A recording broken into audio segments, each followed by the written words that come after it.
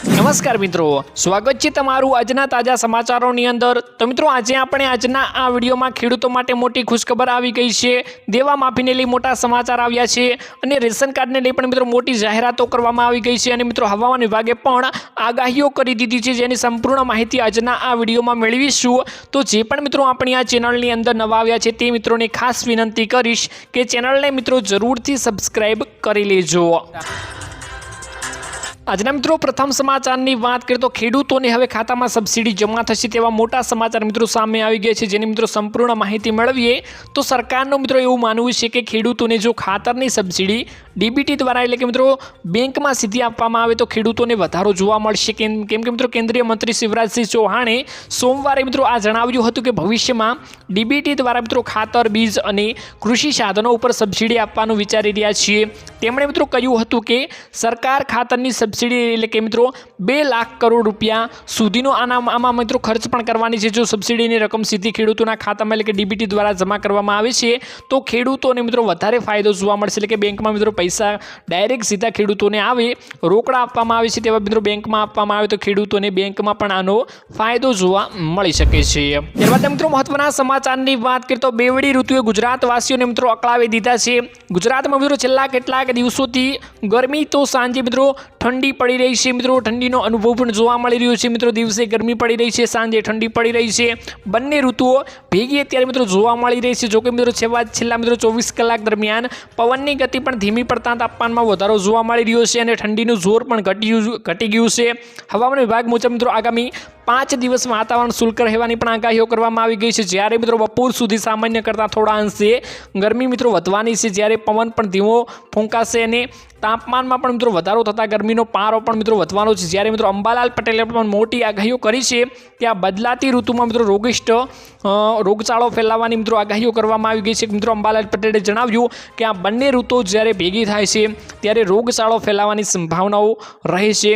તો ખાસ મિત્રો બધાને ચેતવણીઓ આપવામાં આવી રહી છે કે સાચવી લેજો મિત્રો, કેમ કે મિત્રો અત્યારે રોગિષ્ટ ફેલાશે એટલે કે રોગિષ્ટ મિત્રો આગાહીઓ કરવામાં આવી છે, જેમાં મિત્રો અત્યારે રોગચાળો ફેલાય તેવી મિત્રો અંબાલાલ પટેલે આગાહીઓ કરી દીધી છે।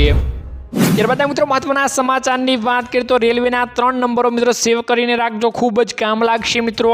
શું તમે ટ્રેનમાં મુસાફરી કરો છો તો આ ખાસ 3 નંબરો તમારા વોટ્સઅપ ઉપર હંમેશા સેવ કરીને રાખજો।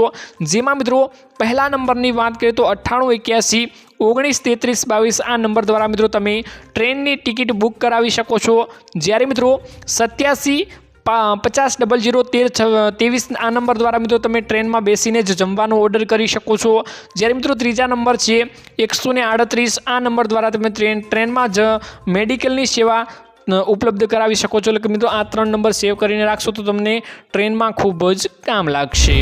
ત્યારબાદ મિત્રો મહત્વના સમાચારની વાત કરીએ તો શું મિત્રો આ વખતે પણ સરકારે ખેડૂતોને બજેટમાં લોલીપોપ આપ્યું તેની સંપૂર્ણ માહિતી મેળવીએ તો ખેડૂતો મિત્રો અત્યારે માહિતી એવી મળી રહી છે કે ખેડૂતો અત્યારે એવું જણાવી રહ્યા છે કે ખેડૂતોને બજેટમાં લોલીપોપ આપવામાં આવ્યું છે। એટલે કે ખેડૂતો માટે કોઈ પણ અત્યારે બજેટમાં જાહેરાત કરવામાં આવી નથી તેવું અત્યારે ખેડૂતો જણાવી રહ્યા છે। જેમાં મિત્રો સંપૂર્ણ માહિતી મેળવીએ તો ઘણા બધા મિત્રોને બજેટ વિશે પૂરતું જ્ઞાન પણ હોતું નથી।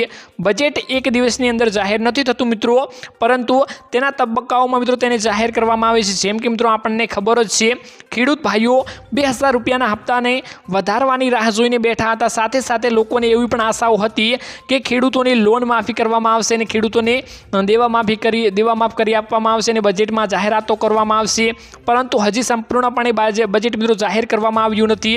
ખેડૂતો મિત્રો હજી પણ આશા રાખીને બેસી શકે છે, કેમ કે મિત્રો માત્ર આ પ્રથમ બજેટનો તબક્કો હતો અને પ્રથમ દિવસ હતો, જ્યારે મિત્રો ગુજરાતનું બજેટ 19 અને 20 ફેબ્રુઆરીએ રજૂ થવાનું છે।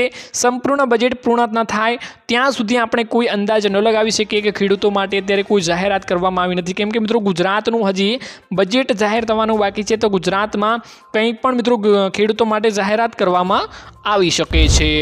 ત્યારબાદ મિત્રો મહત્વના સમાચારની વાત કરીએ તો મિત્રો આજે મોટા સમાચાર સામે આવ્યા છે, જેમાં મિત્રો 76% બાળકો વાપરે છે સોશિયલ મીડિયા, જેમાં મિત્રો આજકાલના મોટા લોકો પણ નહીં, જ્યારે નાના બાળકો પણ ખૂબ જ સોશિયલ મીડિયાનો ઉપયોગ કરી રહ્યા છે. જેમાં મિત્રો ASARના રિપોર્ટ્સ અનુસાર ભારતમાં 14 થી 16 વર્ષના 82.2% બાળકો સ્માર્ટફોનનો ઉપયોગ કરી રહ્યા છે. જ્યારે આ સર્વેમાં દેશના 17,997 ગામડાઓમાંથી 6,49,491 બાળકોને સામેલ કરવામાં આવ્યા હતા. જેમાં મિત્રો અત્યારે 6,49,491 બાળકો અત્યારે સોશિયલ મીડિયાનો મિત્રો ઉપયોગ કરી રહ્યા છે. જેમાં મિત્રો તેમાંથી 79 એટલે કે મિત્રો 79.4% છોકરીઓ અને 85.5% છોકરાઓ હતા. આ સર્વેમાં મિત્રો એ વાત તો સામે આવી જ છે કે છોકરીઓથી વધારે છોકરા સેફટી ફીચર વિશે મિત્રો જાણે છે. એટલે કે મિત્રો સોશિયલ મીડિયાનો વધારે મિત્રો છોકરાઓ 14 થી 16 વર્ષના અત્યારે ઉપયોગ કરી રહ્યા છે. ખાસ કરીને મિત્રો આ મોટા સમાચાર છે, દેશ માટે મિત્રો સંકટની વાત પણ કહેવાય. ત્યારબાદ મિત્રો મહત્વના સમાચારની વાત કરીએ તો મિત્રો ખાસ નવી યોજના છે, જેમાં મિત્રો 2 લાખ રૂપિયાની સહાય મળે છે. મિત્રો રસ્તા પરથી પસાર થતા રકદારી અથવા તો મિત્રો વાહન ચાલકને હડફેટે લઈને મિત્રો નાસી જવાના ગુના વધતા જઈ રહ્યા જોવા મળી રહ્યા છે. મિત્રો જેમાં મિત્રો અકસ્માત સર્જાનાર વાહન ચાલકને મિત્રો નંબર ન મળે અથવા ઓળખ પણ ન થાય તેવા કેસમાં મિત્રો ડીટ એન્ડ રન કેસ તરીકે ઓળખવામાં આવે છે. મિત્રો જો મિત્રો 30 દિવસમાં આરોપી ના પકડાય તો સહાયનો લાભ પણ આપવામાં આવે છે. ડીટ એન્ડ રન કેસમાં મિત્રો જો મૃત્યુ થાય છે તો કેન્દ્ર સરકાર તરફથી 2 લાખ રૂપિયાની સહાય પણ મળે છે અને ગંભીર ઈજા થાય તો 50,000 રૂપિયાનું વળતર મળે છે. જોકે સરકારની આ યોજનાથી 72% લોકો અત્યારે અજાણ છે. લોકોને મિત્રો ખબર જ નથી મિત્રો કે આ સહાયો આપવામાં આવે છે. એટલે મિત્રો ફિટ એન્ડ રન કેસ બાદ તેઓને વળતર મેળવી શકતા નથી. ખાસ મિત્રો આ યોજના જાણી લેજો, જેમાં મિત્રો તમને રસ્તા તો મિત્રો રકદારીમાં તમને વાહન ચાલકને હડફેટે લઈને મિત્રો તે નાસી જાય છે તો મિત્રો આ સહાય મળવા પાત્ર થાય છે. તો ખાસ મિત્રો આ યોજનાનો લાભ લઈ શકો છો. ખાસ મિત્રો આ યોજના જાણી લેજો. ત્યારબાદ મિત્રો મહત્વના સમાચારની વાત કરીએ તો મફત ઘર યોજના 2025 મિત્રો શરૂ થઈ ગઈ છે, જેમાં મિત્રો તમે લાભ લઈ શકો છો. જેની મિત્રો સંપૂર્ણ માહિતી મેળવીએ તો પ્રધાનમંત્રી આવાસ યોજના એટલે કે ગ્રામીણ 2.0 સર્વેનો સમયગાળો છે મિત્રો 8 જાન્યુઆરી 2025 થી મિત્રો 15 ફેબ્રુઆરી 2025 નો મિત્રો સમયગાળો રાખવામાં આવી ગયો છે.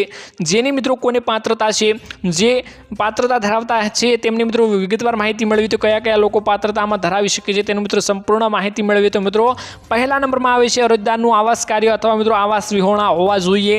બીજા નંબરમાં મિત્રો સર્વે વખતે અરજદારે સ્થળ ઉપર જ ફેસ રીડિંગ માટે હાજર રહેવું તેમજ KYC પણ મિત્રો અપડેટ હોવું જોઈએ. ત્રીજા નંબરમાં મિત્રો સર્વે વખતે અરજદારના પરિવારોને મિત્રો દરેક સભ્યોને અપડેટ કરેલ ડાટા હોવા જોઈએ, આધાર કાર્ડ પણ અપડેટ કરેલા હોવા જોઈએ. ચોથા નંબરમાં મિત્રો એ છે કે અરજદારનું મનરેગાનું એક્ટિવ જોબ કાર્ડ ફરજિયાત રાખવાનું રહે છે. જ્યારે મિત્રો પાંચમા નંબરમાં એ છે કે આધાર કાર્ડ ફરજિયાત મિત્રો રાખવાનું છે. જ્યારે છઠ્ઠા નંબરમાં મિત્રો એ છે કે અરજદારની બેંક પાસબુકની ઝેરોક્સ પણ સાથે લઈ જવાની છે. એટલે મિત્રો બેંક પાસબુક હોય, KYC કરાવેલું તો પણ હોવો ચાલે મિત્રો. જ્યારે સાતમા નંબરમાં અરજદાર પાસેથી જમીન માલિકી અંગેના પુરાવા પણ હોવા જોઈએ. નોંધ માત્ર એ છે કે પાત્રતા ધરાવતા અરજદારોને શ્રી પોતાના ગ્રામ પંચાયતનો સંપર્ક કરીને મિત્રો આ યોજના હેઠળ લાભ લેવા માટે વિનંતીઓ કરવામાં આવે છે. એટલે આ યોજનાનો મિત્રો તમે લાભ ગ્રામ પંચાયતમાંથી લઈ શકો છો. તો મિત્રો આજના આ વિડીયોમાં આટલું જ હતું. મળીશું એક નવા વિડીયોની સાથે. ત્યાં સુધી મિત્રો વિડીયોને એક લાઇક કરી ચેનલને મિત્રો જરૂરથી સબસ્ક્રાઇબ કરી લેજો.